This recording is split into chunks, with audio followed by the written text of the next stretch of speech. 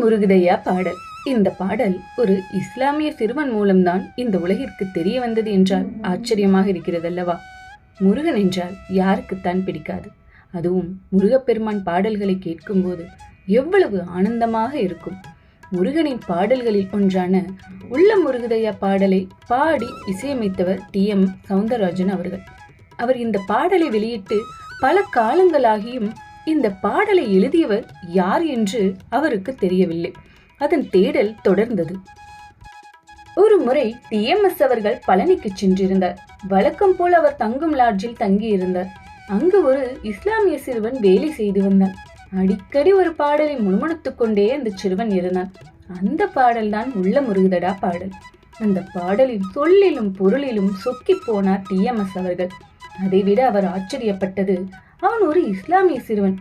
TMS அவர்கள் அவனை அன்போடு அழைத்து, உனக்கு இந்த பாடல் எப்படியப்பா தெரியும் என்று கேட்டார். அந்த சிறுவனுக்கோ பாவம் விவரம் எதுவும் தெரியவில்லை.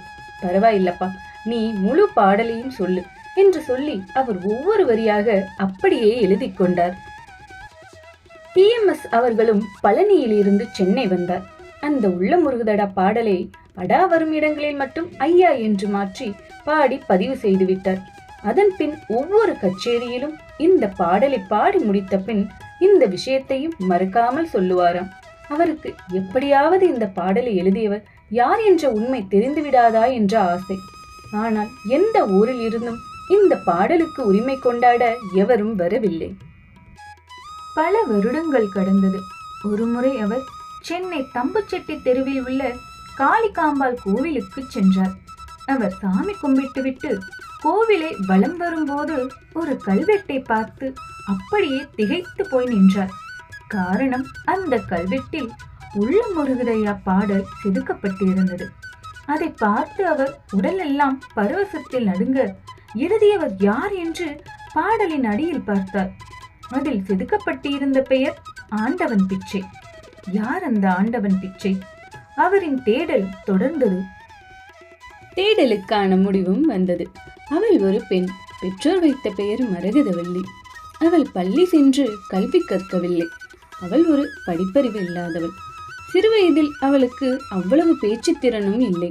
அதனால் எல்லோராலும் அவள் கேலி செய்யப்பட்டாள். ஒரு நாள் அவள் தூங்கும் பொழுது கனவில் முருகப்பெருமான் வந்து அவள் நாக்கில் ஓம் என்று தனது வேலால் எழுதுவது போல் கனவு கண்டாள்.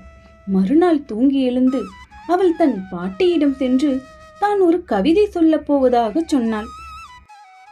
பாட்டிக்கு ஒரே ஆச்சரியம். பேசவே இவளுக்கு ஒழுங்காக வராது, கவிதை சொல்ல போகிறேன் என்கிறாளே என்று. அதன் பிறகு அவர் நிறைய பாடல்களை பாடியுள்ளார். ஒரு முறை காஞ்சி பெரியவர் இவர்களின் ஊருக்கு வரும் பொழுது அனைவரும் அவரிடம் ஆசை பெற வெளியே நின்றனர். அப்பொழுது பெரியவர் அவள் தந்தையிடம், உள்ளே பாத்திரம் கழுவும் பெண்ணை அழைத்து வா என்றார். அவள் தந்தையும் போய் அவளை அழைத்து வந்தார். இவள் ஒன்றும் சாதாரண பெண் அல்ல, இவள் ஆண்டவன் பிச்சை என்றார். அதன் பிறகு அனைவரும் இவ்வாறே அவளை அழைத்தனர். இந்த பாடலின் பின்புதான் எவ்வளவு அழகான வரலாறு இருக்கிறதல்லவா? TMS அவர்கள் இந்த பாடலை பாடினாலும் அவர் இந்த பாடலுக்கு ஒரு நாளும் சொந்தம் கொண்டாடியதில்லை. எங்கோ ஒரு முருக பக்தை எழுதி யாரோ ஒரு முஸ்லிம் சிறுவன் மூலம் TMS அவர்களுக்கு தெரியப்படுத்திய முருகப்பெருமான் இன்று இப்பாடல் அவரின் மூலம் உலகில் உள்ள அனைத்து முருக பக்தர்களுக்கும் மிகவும் பிடித்த பாடலாக மாறியுள்ளது. இந்த பதிவு உங்களுக்கு பிடிச்சிருந்துச்சுன்னா மறக்காம இந்த வீடியோக்கு ஒரு லைக் போட்டுருங்க. இதே போல இன்னும் நிறைய ஆன்மீக கதை மற்றும் தகவல் தெரிஞ்சுக்கணும்னா மறக்காம நம்ம சேனலை சப்ஸ்கிரைப் பண்ணுங்க. நன்றி, வணக்கம்.